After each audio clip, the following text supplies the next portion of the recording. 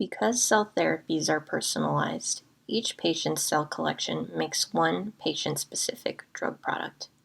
To increase scale for cell therapy products, manufacturing sites have to scale out, meaning that multiple pieces of equipment and resources have to be obtained to support each patient lot. This is one of the capacity constraints of cell therapy manufacturing. To address this capacity constraint, the cell therapy industry is looking for process alternatives that allow scale up of the unit operations. One of the scale-up solutions is an allogenic manufacturing process.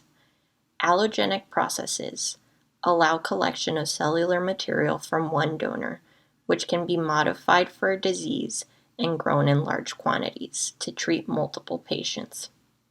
In this scenario, one can achieve the specificity of a cell therapy with the capacity of a less personalized drug.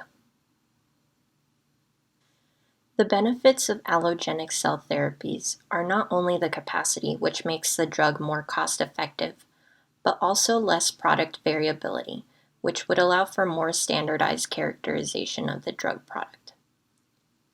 However, one of the biggest hurdles to allogenic cell therapies is immune rejection, in which the donor drug product is rejected by the patient's immune system upon infusion.